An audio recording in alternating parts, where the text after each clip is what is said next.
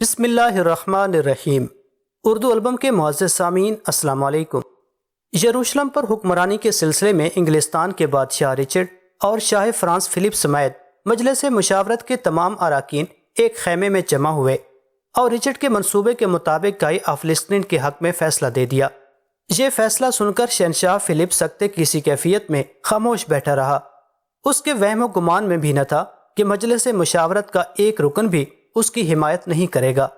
پھر جب شہنشاہ فرانس فلپ کی صدماتی اور طیرانی کیفیت زائل ہوئی تو اس نے مجلس مشاورت کے اراکین کو انتہائی سخت لہجے میں مخاطب کرتے ہوئے کہا، کیا آپ حضرات کی عقل خبت ہو گئی ہے کہ اس ناکارہ شخص کو دوبارہ یروشلم کا بادشاہ بنا رہے ہیں، جس نے اپنی بزدلی اور نااہلی کے سبب ارض مقدس کو مسلمانوں کے حوالے کیا تھا۔ شہنشاہ فلپ نے بڑی حقارت کے ساتھ گائی آف لسکنڈ کی طرف اشارہ کیا، جو مجلس مشاورت کے فیصلے سے بہت زیادہ خوش نظر آ رہا تھا۔ گائی آف لسکنڈ وہی بے غیرت انسان تھا جو مارکہ حطین میں مسلمانوں کے ہاتھوں گرفتار ہوا تھا اور صلاح الدین ایوبی رحمۃ اللہ علیہ نے اسے بہت دنوں تک دمشق میں قید رکھا تھا۔ پھر جب گائی آف لسکنڈ نے انجیل مقدس پر ہاتھ رکھ کر قسم کھائی کہ وہ آئندہ مسلمانوں کے خلاف ہتھیار نہیں اٹھائے گا تو سلطان رحمۃ اللہ علیہ نے اسے رہا کر دیا۔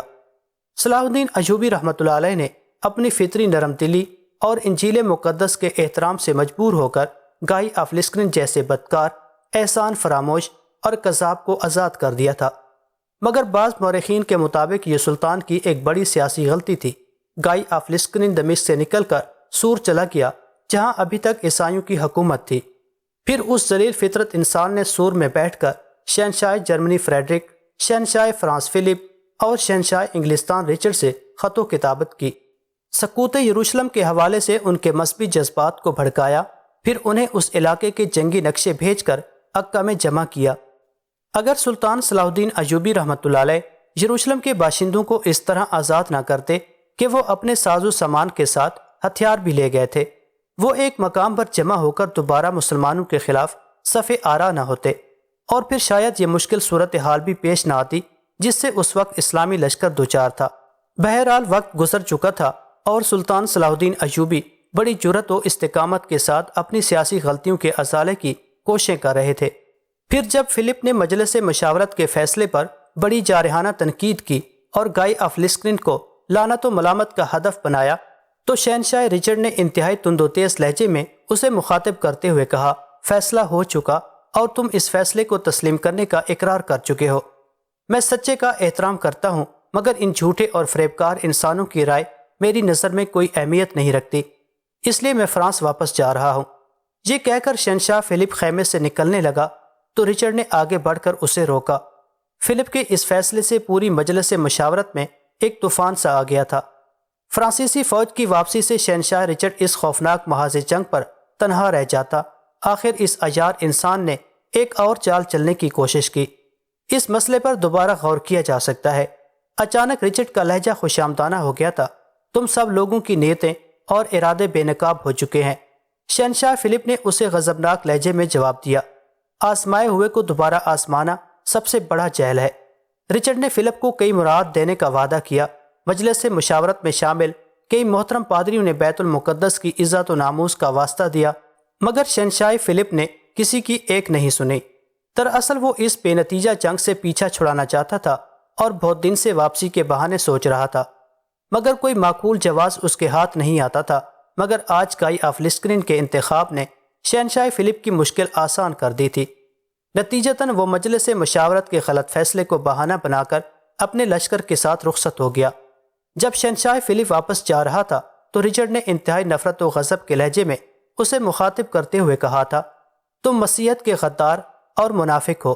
خداوند خدا کی قسم، میں بیت المقدس کی آزادی کے لیے تنہا لڑوں گا۔ پھر جب یروشلم پر صلیبی پرچم لہرا رہا ہوگا، اس وقت تمہاری حالت ایک لعنت زدہ انسان سے زیادہ نہیں ہوگی۔ یسوع مسیح کے تمام نام لیوا تم پر تھوکیں گے اور تمہیں عیسائیت سے خارج کر دیں گے۔ رچرڈ شائستہ زبان میں جس قدر گالیاں اور تانے فلپ کو دے سکتا تھا وہ سب دے ڈالے، مگر شہنشاہ فرانس پر اس کا کوئی اثر نہیں ہوا۔ وہ دل ہی دل میں خداوند خدا کا شکر ادا کرتا ہوا گھوڑے پر سوار ہو گیا کہ اسے ایک بڑے عذاب سے نجات مل گئی۔ عیار رچرڈ اطالوی اور آسٹریائی سپاہیوں کو رعب و جلال دکھانے کے لیے بلند و بانگ دعوے کر رہا تھا۔ ورنہ فرانسیسی فوج کی واپسی سے اس کے حوصلے مزید پست ہو گئے تھے۔ ابھی وہ اسکلان میں ٹھہرا ہوا اگلا قدم اٹھانے کے لیے منصوبہ بندی کر ہی رہا تھا کہ سلطان صلاح الدین ایوبی رحمۃ اللہ علیہ نے ایک نئی جنگی چال چلی اور اپنے سب سے چھوٹے بھائی ملک تقی الدین عمر کو منتخب شہسواروں پر مشتمل فوج دے کر جافا کی طرف روانہ کر دیا۔ چند ماہ پہلے سلطان رحمۃ اللہ علیہ نے جنگی مصلحت کے تحت یافا خالی کر دیا تھا۔ اس مدت میں عیسائیوں نے شہر یافا کو نئے پیمانے پر وسعت و ترقی دی تھی۔ سور کے علاقے سے خوبصورت انگریز عورتیں یافا پہنچ کر عیسائی سپاہیوں کو داد عیش دے رہی تھیں اور پورا شہر کیف دستی کے طوفان میں ڈوبا ہوا تھا۔ آخر ہی بے خودی اور بے خبری کے عالم میں ملک تقی الدین عمر نے یافا پر انتہائی جارحانہ انداز میں حملہ کیا اور 5000 عیسائی سپاہیوں کو قتل کر ڈالا جو شہر کی حفاظت پر مامور تھے۔ کچھ صلیبی فرار ہو کر اسکلان پہنچے اور رچرڈ کو مسلمانوں کے نئے حملے کی خبر دی۔ یہ اطلاع شاہ انگلستان کے لیے اتنی حیران کن تھی کہ اسے کچھ دیر کے لیے سکتہ سا ہو گیا۔ وہ سوچ بھی نہیں سکتا تھا کہ مسلمان پلٹ کر یافا پر دوبارہ حملہ کر دیں گے۔ پھر جب رچرڈ اپنی فوج لے کر یافا پہنچا تو پورا شہر آگ کے شعلوں کی لپیٹ میں تھا۔ سلطان صلاح الدین ایوبی رحمۃ اللہ علیہ نے یہاں بھی اپنی اس جنگی حکمت عملی کا اعادہ کیا تھا اور اسکلان کی طرح یافا کو بھی جلا کر راکھ کا ڈھیر بنا دیا تھا۔ رچرڈ نے ایک بار پھر اپنے سپاہیوں کو دکھانے کے لیے سلطان صلاح الدین ایوبی کے خلاف اپنے نفرت و غضب کا شدید مظاہرہ کیا، جس کے جواب میں اس برباد شدہ شہر کی فضا عیسائی سپاہیوں کے شور سے گونجنے لگی۔ جس طرح سلطان نے ہمارے 2 خوبصورت شہروں کو آگ لگائی ہے، اسی طرح ہم بھی دمشق اور موصل کو انگاروں سے بھر دیں گے۔ رچرڈ نے آتش انتقام میں جلتے ہوئے اپنے سپاہیوں کو صبر و ضبط کی تلقین کی اور دوبارہ اسکلان لوٹ آیا۔ اب اسے بخوبی اندازہ ہو گیا تھا کہ یروشلم کو آزاد کرانے کا خواب شرمندہ تعبیر نہ ہو سکے گا۔ اب رچرڈ کے پاس اپنی عزت بچانے کا ایک ہی راستہ تھا کہ کسی طرح سلطان صلاح الدین ایوبی رحمۃ اللہ علیہ کو آبرومندانہ صلح کے لیے راضی کر سکے۔ ابھی وہ معاہدے امن کے لیے نئی تدبیریں سوچ رہا تھا کہ اطالوی اور آسٹریائی فوجوں نے جوش جذبات میں شہنشاہ رچرڈ سے آگے بڑھ کر یروشلم پر حملہ کرنے کا مطالبہ کر دیا۔ اس مطالبے میں انگلستان کے سپاہی اور پادری بھی پیش تھے۔ ان سب کا ایک ہی بیان تھا: ہمیں اپنا وطن چھوڑے ہوئے تقریباً 1 سال کا عرصہ گزر گیا ہے، مگر اس طویل مدت میں ہم نے صرف ایک چھوٹے سے شہر اکا پر قبضہ کیا ہے اور اس کے بدلے میں 1.5 لاکھ سپاہیوں کی جانیں گنوانے کے ساتھ عیسائیوں کے 2 بڑے شہروں کو اپنی آنکھوں سے برباد ہوتے دیکھا ہے۔ کیا ہم اسی مقصد کے لیے گھر سے بے گھر ہوئے ہیں؟ آخر اسکلان اور یروشلم کے درمیان ایسی کون سی رکاوٹ ہے جو ہماری پیش قدمی کو روک رہی ہے؟ اطالوی، آسٹریائی اور بہت سے انگلستانی سپاہی بھی شہنشاہ فرانس فلپ کے انداز میں سوچ رہے تھے، جو اس جنگ کو بے مقصد اور بے نتیجہ سمجھ کر بڑی ہوشیاری کے ساتھ اپنے ملک واپس چلا گیا تھا۔ انگریز سپاہی تو اپنے شہنشاہ رچرڈ کی وجہ سے خاموش رہے، مگر اطالوی اور آسٹریائی فوجوں نے رچرڈ سے صاف صاف کہہ دیا، اگر فوری طور پر بیت المقدس کی طرف پیش قدمی نہیں کی گئی اور سلطان کے حملوں کا بھرپور جواب نہیں دیا گیا تو ہم بھی اپنے وطن واپس چلے جائیں گے۔ ہمیں دیار غیر میں آوارہ کتوں کی موت مرنا منظور نہیں۔ اس دھمکی نے شیر دل رچرڈ کے ہوش و حواس اڑا دیے تھے، مگر وہ جنگجو سپاہی کی بجائے ہیلا باز اور شاطر سیاست داں تھا۔ اس نے فوراً ہی سپاہیوں کے بھڑکے ہوئے جذبات کو سرد کرنے کے لیے اطالوی اور آسٹریائی سالاروں کے سامنے یروشلم اور گرد و نواح کے علاقوں کے نقشے بچھا دیے اور اپنی تلوار کی نوک سے ان نقشوں کی طرف اشارہ کرتے ہوئے بولا، غور سے دیکھو، اس مقام سے آگے پانی کے تمام ذرائع برباد کر دیے گئے ہیں اور شہر کے قریب پانی ناپید ہے۔ ہمارے گھوڑے اپنی پیاس کس طرح بجھائیں گے؟ جنگ کی تمام تر کامیابی کا انحصار سوار فوج پر ہے۔ اس حالت میں ہمارے پیاسے گھوڑے کس طرح دشمن پر جھپٹیں گے؟ شہنشاہ رچرڈ کی اس دلیل کے جواب میں ایک اطالوی سالار نے کہا، ہم تکواندی سے پانی حاصل کر سکتے ہیں جو یروشلم سے 1 فرسنگ کے فاصلے پر بہتی ہے۔ اطالوی سالار کا جواب سن کر رچرڈ کے ماتھے پر بل پڑ گئے اور اس نے ناگوار لہجے میں کہا، ہم وہاں اپنے گھوڑوں کو پانی کس طرح پلائیں گے؟ اطالوی سالار نے اپنی تجویز کی وضاحت کرتے ہوئے کہا، ہم اپنی فوج کو 2 حصوں میں تقسیم کر دیں گے۔ پہلے ایک حصہ سوار ہو کر اپنے گھوڑوں کو ندی کے گھاٹ پر پانی پلائے گا اور فوج کا دوسرا حصہ شہر کا محاصرہ جاری رکھے گا۔ اس طرح لشکر کے دونوں حصے باری باری دن میں ایک مرتبہ ندی پر جا کر اپنی اور گھوڑوں کی پیاس بجھایا کریں گے۔ اس طرح محاصرے کا تسلسل ٹوٹنے نہ پائے گا۔ شہنشاہ رچرڈ میں فریب و ریاکاری کے علاوہ یہ خرابیاں بھی بدرجہ موجود تھیں کہ وہ نہایت متکبر اور خود پسند انسان تھا۔ وہ کسی بھی حال میں اپنی بات کی تردید گوارا نہیں کرتا تھا۔ اس کے علاوہ رچرڈ کو خطرناک حد تک یہ غلط فہمی بھی تھی کہ وہ دنیا کا سب سے بڑا ماہر جنگجو ہے۔ اطالوی سالار کی حجت سن کر شہنشاہ انگلستان بھڑک اٹھا۔ کیا تم مجھ سے بہتر نقشہ جنگ ترتیب دے سکتے ہو؟ اطالوی سالار کو رچرڈ کا یہ انداز گفتگو بہت ناگوار گزرا تھا، مگر اس نے مصلحتاً اپنے آپ کو قابو میں رکھتے ہوئے کہا، شہنشاہ، اس وقت یہ سوال نہیں ہے کہ کون بہتر ہے اور کون بدتر۔ قوت برداشت کا مظاہرہ کرنے کے باوجود اطالوی سالار کے لہجے سے شدید طنز نمایاں تھا۔ ہمیں تو ہر حال میں اپنے ہدف تک پہنچنا ہے۔ اس سے بڑی حماقت کیا ہوگی کہ ہم اپنی فوج کے ایک حصے کو دریا کی طرف روانہ کر دیں اور پھر ہماری عسکری قوت آدھی رہ جائے۔ رچرڈ نے تحقیر آمیز لہجے میں اطالوی سالار کو مخاطب کرتے ہوئے کہا، پھر سلطان صلاح الدین ایوبی قلعے سے نکل کر ہماری فوج کے دوسرے حصے کو تباہ کر ڈالے۔ یہ کیسی احمقانہ تجویز ہے کہ ہم اپنے ہی ہاتھوں اپنی گردنیں کاٹ لیں۔ دراصل رچرڈ کے حوصلے پست ہو گئے تھے اور وہ بھی شاہ فرانس فلپ کی طرح انگلستان جانے کا بہانہ ڈھونڈ رہا تھا، مگر اس کی ہوشیاری یہ تھی کہ وہ اپنی کم ہمتی کو کسی پر ظاہر کرنا نہیں چاہتا تھا، مگر تمام پادری اور عیسائی سپاہی پیش قدمی کر کے یروشلم کا محاصرہ کرنے کے لیے بضد تھے۔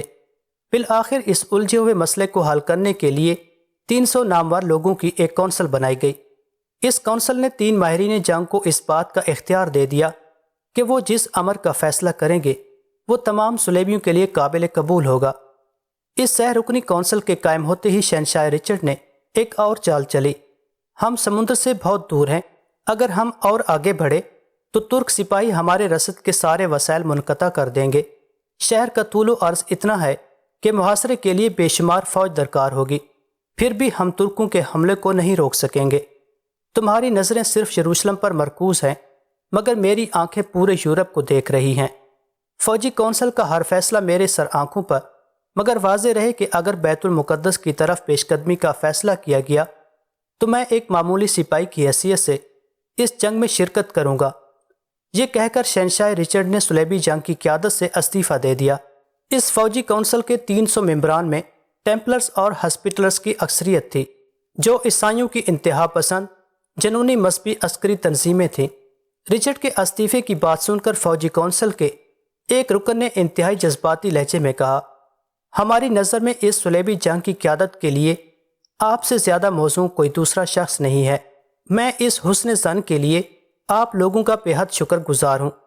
رچرڈ نے انتہائی جذباتی لہجے میں کہا، مگر میں ایک قائد کی حیثیت سے یروشلم کی طرف پیش قدمی کر کے اپنی دنیا اور آخرت برباد کرنا نہیں چاہتا۔ شہنشاہ اپنی اس بات کی وضاحت فرمائے۔ فوجی کونسل کے دوسرے رکن نے رچرڈ کو مخاطب کرتے ہوئے کہا، اس مقدس مہم کے حوالے سے جینا یا مرنا تو ہر عیسائی کے لیے سب سے بڑی سعادت اور اعزاز ہے۔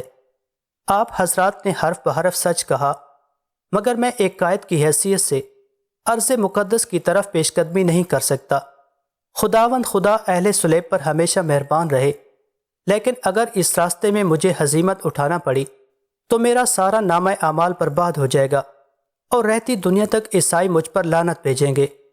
جابر و صفاق رچرڈ اس وقت اپنے آپ کو ایک انتہائی پرہیزگار اور خدا ترس انسان ثابت کرنے کی کوشش کر رہا تھا، ورنہ حقیقت یہ تھی کہ اسکلان اور یافا کی ہولناک تباہی کے بعد شاہ انگلستان میں اتنی ہمت باقی نہیں رہی تھی کہ وہ سلطان صلاح الدین ایوبی رحمۃ اللہ علیہ کا مقابلہ کر سکے۔ رچرڈ کے اس فیصلے سے کونسل کے تمام ممبران شدید پریشانی میں مبتلا ہو گئے تھے۔ وہ ساری رات آئندہ کا لائحہ عمل طے کرنے کے لیے آپس میں مشورے کرتے رہے، مگر انہیں نجات اور کامیابی کا کوئی راستہ نظر نہیں آ رہا تھا۔ پھر آنے والی صبح نے تیسری صلیبی جنگ کا فیصلہ کر دیا۔ شہنشاہ رچرڈ کو اطلاع دی گئی کہ فرینکس بھی اپنا پڑاؤ چھوڑ کر رملہ کی طرف واپس چلے گئے ہیں۔ یہ خبر اتنی پریشان کن تھی کہ اس مہم نے رچرڈ کے ساتھ کونسل کے 300 ممبران کے بھی ہوش و حواس اڑا دیے تھے۔ اس واقعے کے بارے میں مشہور انگریز مورخ اور رچرڈ کا ذاتی سوانح نگار تبصرہ کرتے ہوئے لکھتا ہے، سلطان صلاح الدین ایوبی رحمۃ اللہ علیہ اس جنگ میں فتح یاب ہوئے اور رچرڈ لڑے بغیر ہار گیا۔ فرینکس کی واپسی کے بعد جو سلیبیوں کا سب سے جاں باز اور جنونی دستہ تھا، فوجی کونسل بھی انتہائی بے یقینی اور تذبذب کا شکار ہو گئی۔ بالآخر اس نے تمام معاملات رچرڈ پر چھوڑ دیے۔ رچرڈ نے اپنی عزت بچانے کے لیے ایک اور چال چلی۔